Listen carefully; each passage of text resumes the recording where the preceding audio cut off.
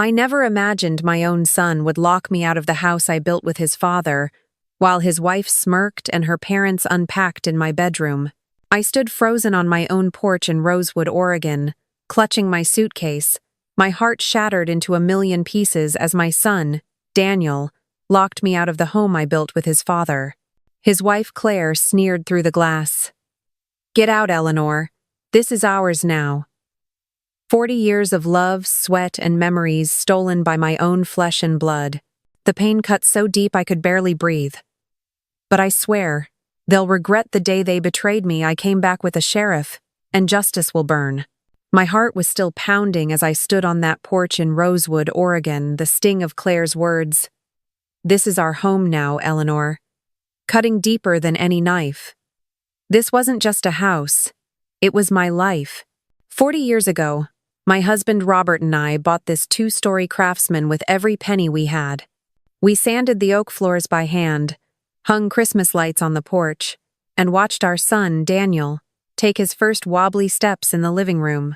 I can still hear his giggles echoing off the walls as he chased fireflies in the backyard, his tiny hands clutching my fingers. Robert's gone now, taken by lung cancer 10 years ago, and this house was all I had left of him. Every inch of it, 1,600 square feet of love and loss, was mine. But there I was, September 3rd, 2025, just back from a week visiting my sister in Seattle, staring at my own front door like a stranger. Daniel stood behind Claire, his eyes glued to the floor, not even man enough to speak. "Daniel," I called, my voice shaking with rage and hurt. "Open this door. This is my home." Claire's laugh was cold, sharp. "You're confused, Eleanor. We're settled here now. Go stay with your sister a while longer." I pounded on the glass, my knuckles white, but Daniel didn't move. My own son, the boy I raised alone after Robert's death, stood silent while his wife erased me. I dragged my suitcase down the gravel path, each step heavier than the last, and called a cab to Maggie Carter's house. Maggie, my friend since high school, didn't ask questions. She just opened her door, pulled me into a hug, and handed me a mug of chamomile tea. "You're safe here, Ellie," she said softly. I stared into the steam, my hands trembling. "They took my home, Maggie, my own son." The words burned my throat. I didn't know it yet, but that betrayal was just the beginning. Claire and Daniel had already started rewriting my life, and I was about to uncover a lie so vile it would shatter everything I thought I knew about family. The steam from Maggie's chamomile tea curled up in her cramped living room, but it couldn't warm the ice in my chest. I sat on her faded green couch in Rosewood, Oregon, staring at the rain streaking down her window, each drop a reminder of the home I'd lost. It was September 4th, 2025, just one day after my son, Daniel, and his wife, Claire, locked me out of the craftsman house I'd built with my late husband, Robert. 40 years of memories, our first Thanksgiving at the oak dining table. Daniel's crayon drawings on the kitchen walls stolen in a single, gut-wrenching moment. I was still reeling from Claire's sneer. "This is our home now, Eleanor." And Daniel's cowardice, his eyes glued to the floor like I was nothing. But what I uncovered next would tear open wounds I didn't know I had. I was sipping tea, trying to steady my shaking hands, when my phone buzzed. A notification from Claire's Instagram, of all things. I shouldn't have looked, but I did. There it was. A carousel of photos from a housewarming party in my house. Claire, in a sleek black dress, stood by my fireplace, her parents clinking wine glasses in my dining room. The oak table Robert carved by hand 6 feet of polished history was covered in their catered trays of shrimp and bruschetta. My stomach churned. "Maggie, look at this," I said, my voice tight with fury. I shoved the phone toward her. Maggie's eyes narrowed as she scrolled, her lips pressing into a thin line. "They didn't waste any time, did they?" she muttered. The worst was the caption. "To new chapters and family legacies. Number Bennett home forever." Bennett home? That house was Thompson blood, sweat, and tears. I paid the mortgage alone for 15 years after Robert's death. working double shifts at the library to keep the lights on. I wanted to scream, to shatter something the way they'd shattered me. But then Maggie pointed to a photo in the background. My mother's cedar hope chest, the one Robert refinished for our 10th anniversary, sitting in their guest room like a trophy. They took everything. I whispered, my voice breaking. Everything.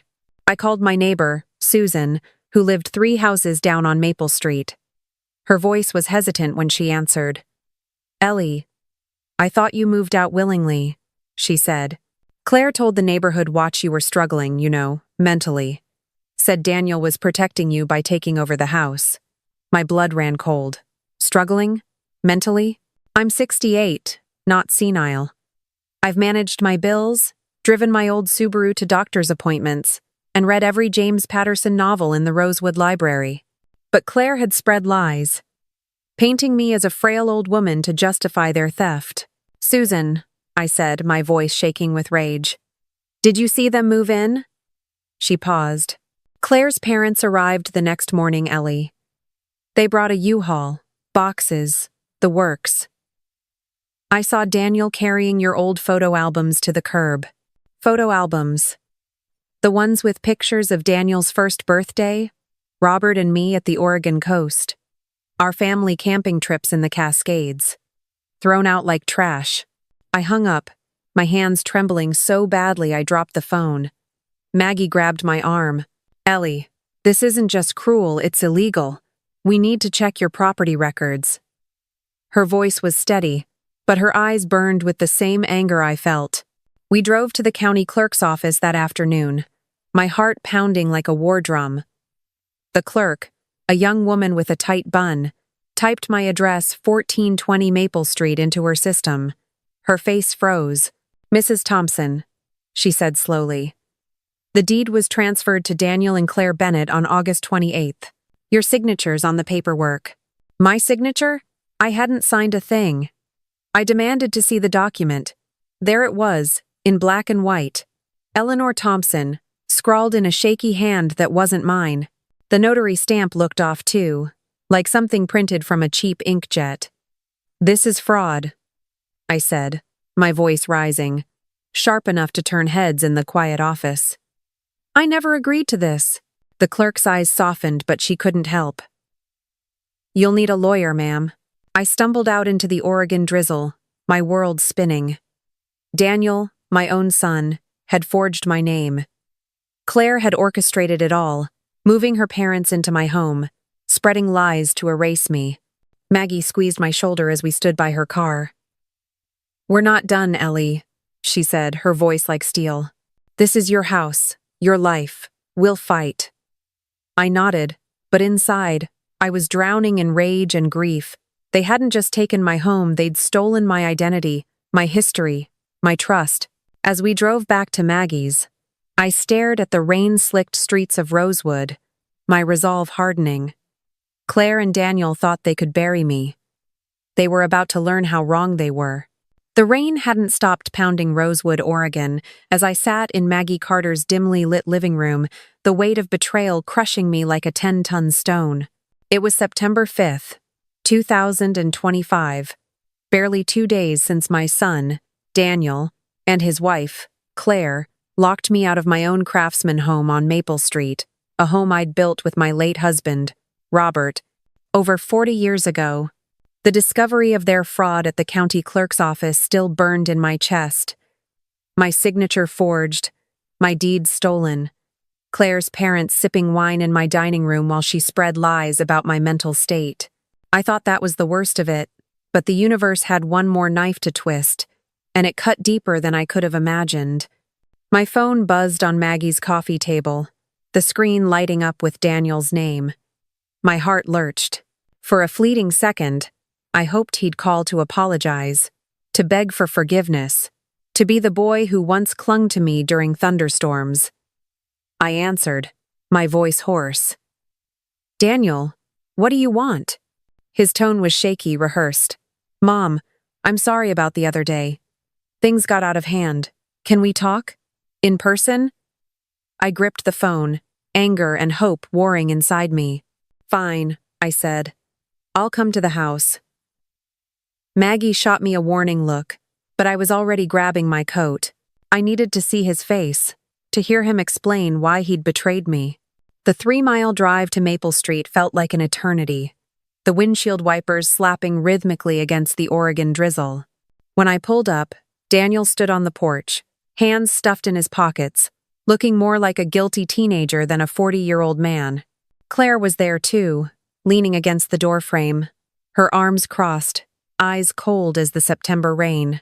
"Eleanor," she said, her voice dripping with fake concern. "We just want what's best for everyone." I ignored her and turned to Daniel. "Why, Daniel? Why'd you forge my signature? That house is my life." His gaze dropped to the porch boards, the same ones Robert and I painted red 20 years ago. "It wasn't like that, Mom," he mumbled. "Claire said it'd be easier if we took over. For the kids. For stability." "Stability?" I snapped, my voice rising, raw with fury. "You threw my photo albums in the trash. You let her parents sleep in my bed." Claire stepped forward, her voice sharp. "You're too old to manage that house, Eleanor. You're forgetting things, misplacing keys. We're doing you a favor." Her words hit like a slap, each one a lie meant to bury me. I turned to Daniel, my eyes burning. "Is that what you think? That I'm some frail old woman who can't handle her own life?" He didn't answer, just stared at the ground, his silence slicing deeper than any words. Then I saw it a garbage bin by the curb, overflowing with black bags. Poking out from one was the corner of a quilt, the one Robert's mother stitched for our wedding in 1978. I stumbled toward it, my hands trembling as I pulled it free. It was soaked, torn, discarded like it meant nothing. "This was your grandmother's," I whispered, clutching the fabric to my chest. "You let them throw this away, Daniel?" He opened his mouth, but Claire cut in, her voice venomous. "Sign over the house, Eleanor, or you're done. You'll never see your grandkids again. We'll make sure of it." The threat landed like a punch to my gut. My grandkids Lila and Ethan, their little faces flashed in my mind. Their laughter from last summer's picnic in the backyard, now a distant echo. I stood there, rain soaking my hair, the quilt heavy in my arms, feeling like the ground had opened beneath me. Everything I'd fought for Robert's memory. Our home. My family was slipping through my fingers. I drove back to Maggie's, my vision blurred with tears and rain. In her kitchen, I collapsed into a chair, the quilt still in my lap. "They're trying to erase me, Maggie," I said, my voice barely a whisper. "My own son." Maggie knelt beside me, her hand on mine. "They can't erase you, Ellie. Not if you fight back." Her words were a lifeline, pulling me from the abyss.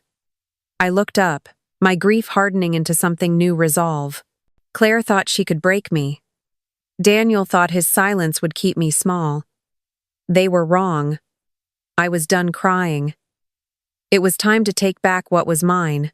The rain had slowed to a drizzle in Rosewood, Oregon, but the storm inside me raged on. It was September 6th, 2025, 3 days since my son, Daniel, and his wife, Claire, locked me out of my craftsman home on Maple Street, a home I'd poured 40 years of love into with my late husband, Robert. The forged deed, Claire's lies about my mental state, and the soaked quilt I'd pulled from the trash my mother-in-law's wedding gift had left me broken. Claire's threat to keep me from my grandkids, Lila and Ethan, was a wound that bled fresh every time I closed my eyes. But sitting in Maggie Carter's kitchen, her words, "They can't erase you, Ellie. Not if you fight back," lit a fire in me. I wasn't done.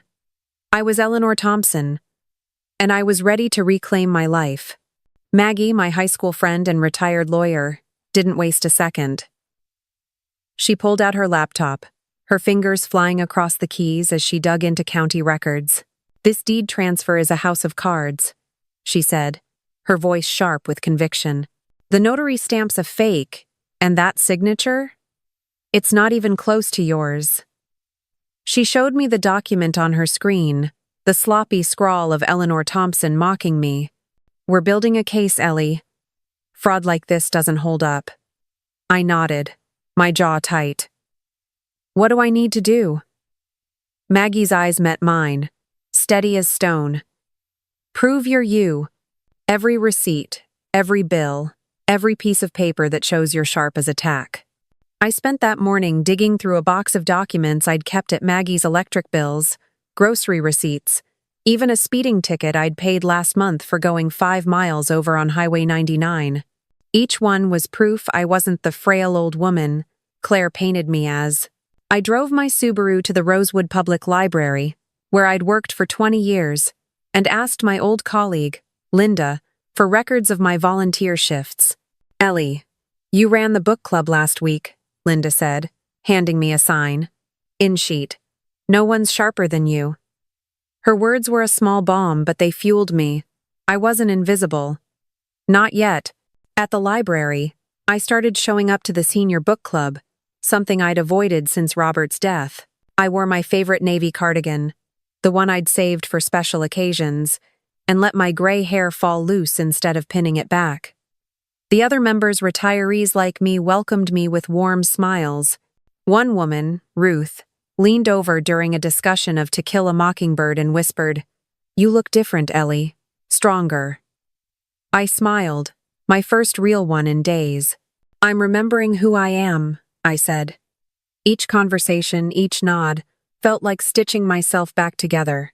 On Sunday, I walked the 2-mile loop around Rosewood Park, the crisp fall air clearing my head. I passed the old church on Oak Street and saw Pastor James watering the flower beds. He waved me over, his face kind but concerned. "Ellie, I heard rumors about the house," he said softly. "Is it true?" I told him everything, the locked door, the forged deed, Claire's lies about my mind. His brow furrowed. "You've always been sharp, Ellie. I've seen you balance the church budget better than our treasurer. If you need a witness to say so in court, I'm here." His offer hit me like a lifeline. "Thank you, James," I said, my voice thick. "I might need that." Back at Maggie's, I spread my evidence across her dining table bills, receipts, library records, even a photo of me driving to the grocery store last month. Maggie looked it over, nodding. "This is gold, Ellie. They can't argue with this." I took a deep breath, feeling something shift inside me. For years, I'd dimmed myself to keep Daniel comfortable, to avoid rocking the boat with Claire. I'd apologized for existing, for being the mother who loved too fiercely. No more. "I'm not just fighting for the house," I told Maggie, my voice steady for the first time in days. "I'm fighting for me." She grinned, a spark in her eyes. "That's the Ellie I know." Oh. As I stood at Maggie's window, watching the sun break through the Oregon clouds, I felt a new strength rising.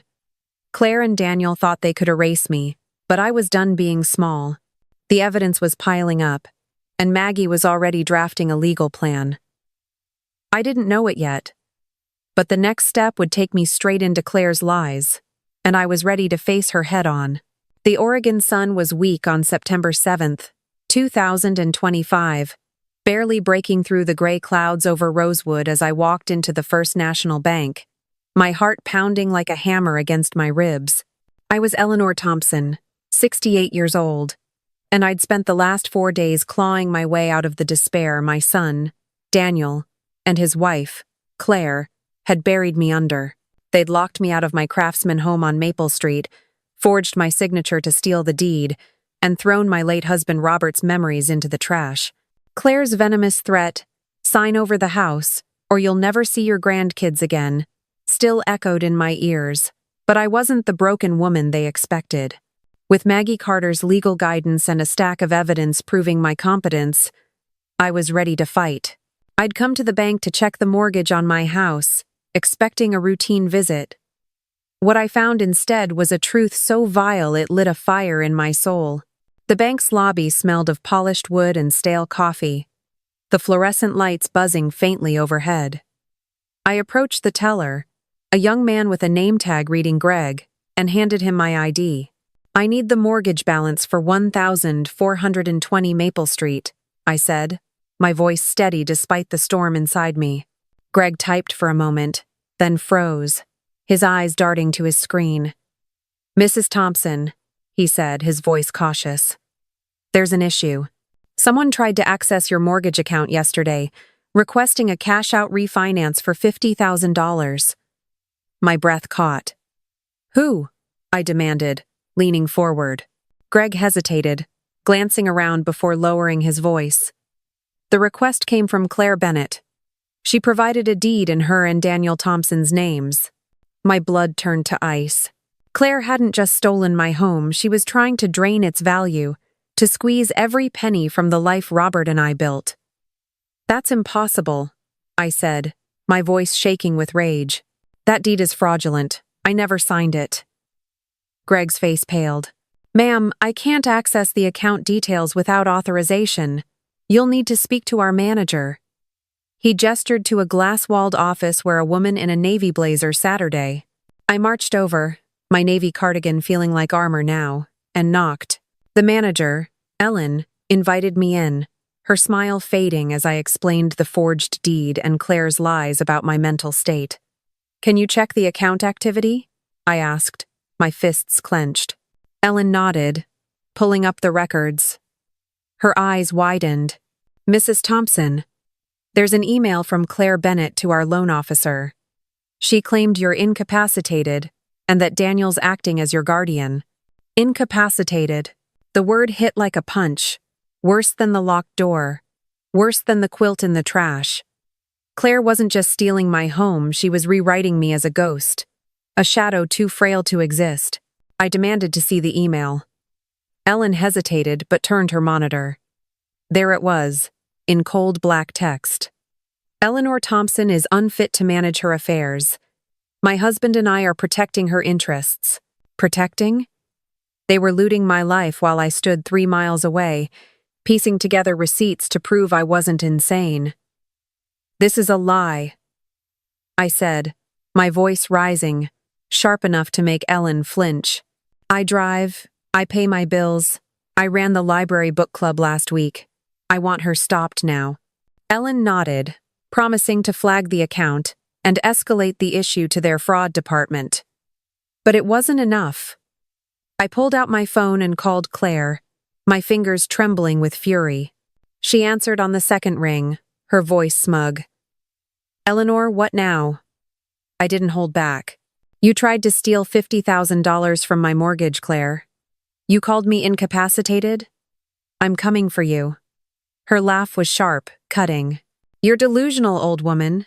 Sign the papers or I swear you'll never see Lila and Ethan again." My heart twisted at my grandkids' names, but I gripped the phone tighter. "You don't scare me anymore, Claire," I said, my voice low, deadly. "You crossed a line, and I'm not backing down." I hung up before she could respond, her silence on the other end a small victory. As I left the bank, the rain had stopped, and the air felt sharp, like it was bracing for a fight. Ellen's promise to investigate was a start, but I knew Claire wouldn't stop. She'd keep pushing, keep lying, thinking she could outsmart me. But I had Maggie, my evidence, and a fire in my gut that wouldn't quit. I drove back to Maggie's, my hands steady on the wheel. Claire thought she could erase me. But she'd just awakened a part of me I'd forgotten, a woman who'd survived loss, raised a son alone, and wasn't afraid to fight. The bank was just the beginning. Claire's next move was coming, and I'd be ready for her at her own party, where her lies would unravel in front of everyone. The September 8th sunset cast a golden glow over Rosewood, Oregon, but my heart burned with a fire hotter than any sun. It had been 5 days since my son, Daniel, and his wife, Claire, locked me out of my craftsman home on Maple Street, forging my signature to steal the deed and spreading lies about my mental state.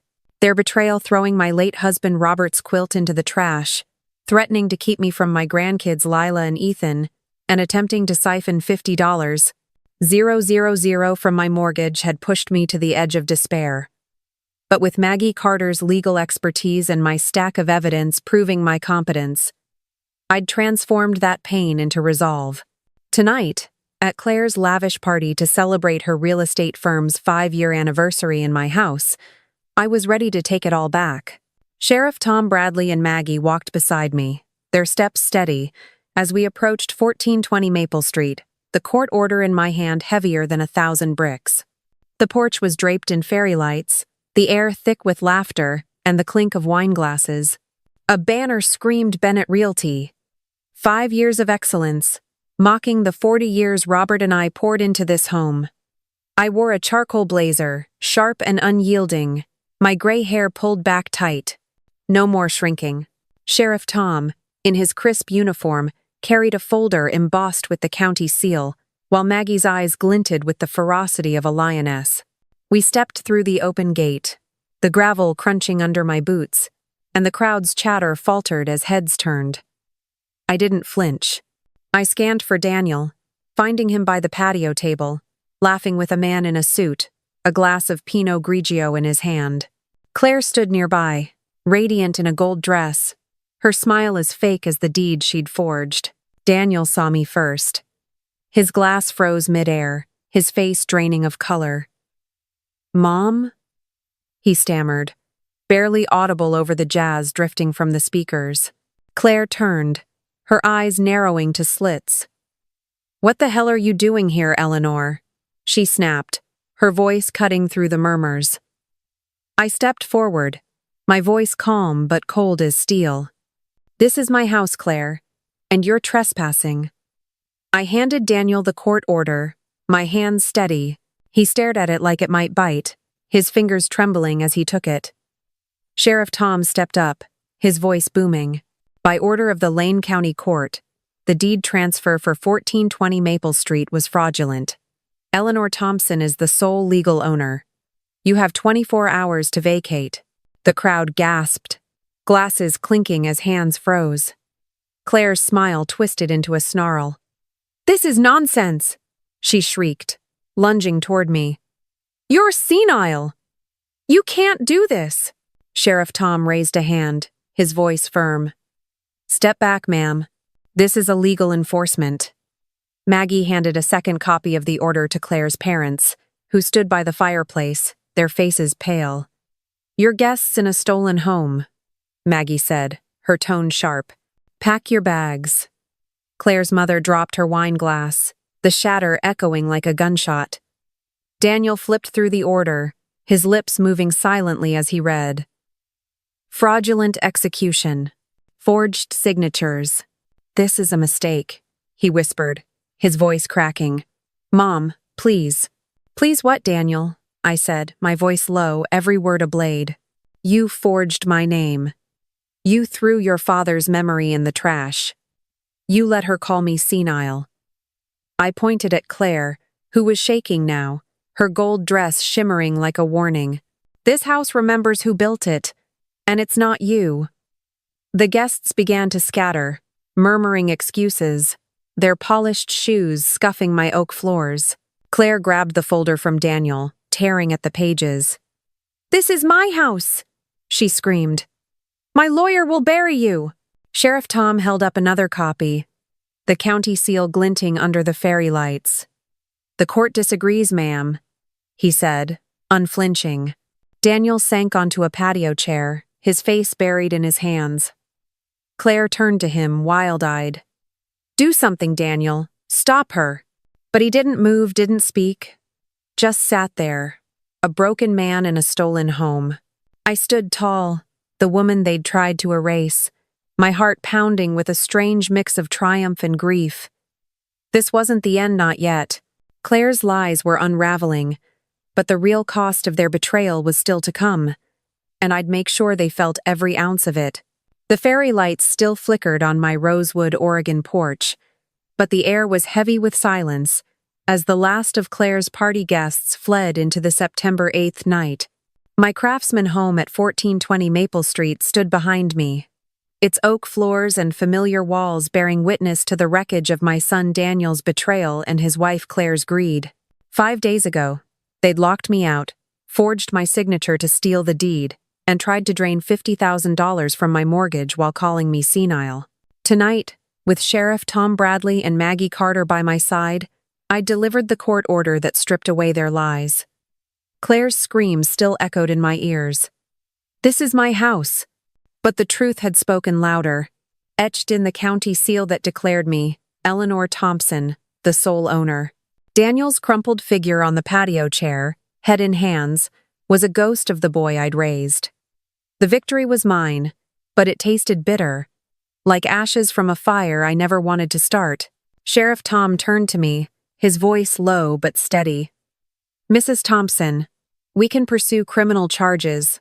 Forgery, fraud, coercion. It's your call. I looked at Daniel, his shoulders shaking, and Claire, her gold dress now crumpled as she clutched the torn court papers. Part of me wanted to see them in handcuffs, to watch their smug world collapse under the weight of their crimes. But another part, the part that remembered Daniel's tiny hand in mine during his first fishing trip at the Columbia River, hesitated. No, I said, my voice firm, cutting through the night. Let them carry this shame. That's punishment enough. Tom nodded, his eyes holding a flicker of respect. We'll return tomorrow at 7 p.m. to ensure they've vacated, he said, tipping his hat before heading to his cruiser. I walked back to Maggie's car, parked across the street, and sat inside, the court order still warm in my hands. Through the window, I watched Daniel and Claire scramble, dragging suitcases to a rental van.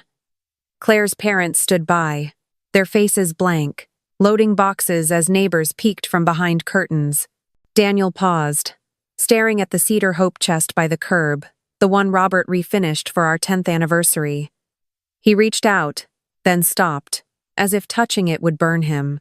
I didn't move, didn't call out. The house loomed behind them, its porch light glowing softly, like it was waiting for me to come home. That night, at Maggie's, I couldn't sleep. I sat at her kitchen table, tracing the grain of the oak with my finger, thinking of the dining table Robert built, still in my house, now scarred by Claire's catered trays. My phone buzzed Daniel again, his third call since the party. I let it go to voicemail. His voice cracked through the speaker. Mom, I'm sorry. I didn't mean for it to go this far. Can we talk? I stared at the phone, my heart torn between love and fury. You had your chance, I whispered to the empty room. Maggie found me there at dawn, her eyes soft but unyielding. You did the right thing, Ellie, she said, handing me a coffee. You took back your name. I nodded, my throat tight. I'm not his mother anymore, Maggie. I'm Eleanor Thompson, and that's enough. September 9th broke with a clear sky, the first in days. I drove to Maple Street alone, the key to my front door heavy in my pocket. The lock clicked softly, welcoming me back to the 1,600 square feet of my life.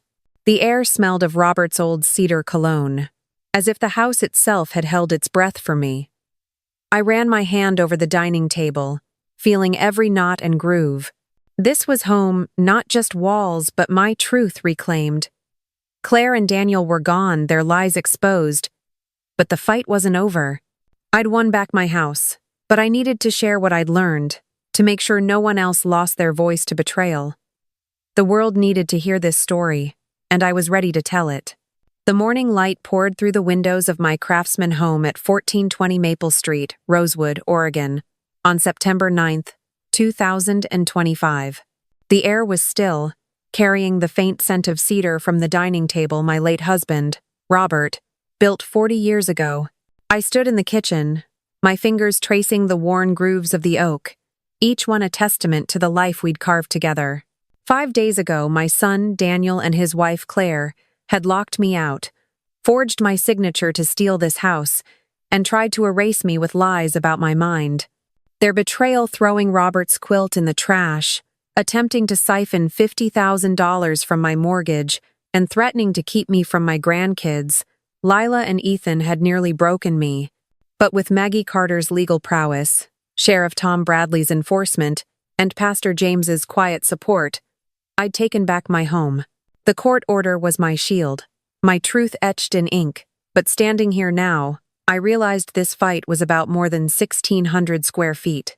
It was about my voice, my worth, and the legacy I refused to let die. I learned something in this fire. Betrayal, especially from those you love most. Cuts deeper than any knife. But it doesn't define you. Your strength does.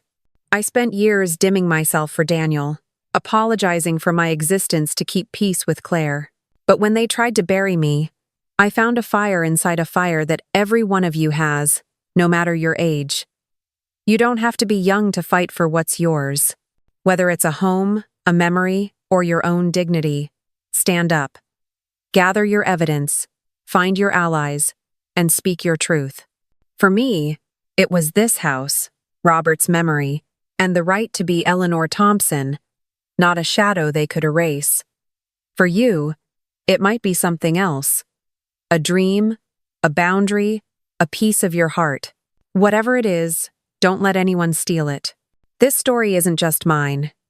It's for anyone who's been pushed aside, told they're too old, too weak, too forgotten. If my fight moved you, if it reminded you of your own strength, please share it. Hit that like button on the Unwanted Revenge to spread this truth. Drop a comment below, tell me what you're fighting for, what legacy you're holding on to. And if you want more stories of resilience, of people rising from betrayal, subscribe to the Unwanted Revenge. Join me, not just for revenge, but for the quiet power of reclaiming what's yours. I'm Ellie Thompson, and I'm not done yet. Neither are you.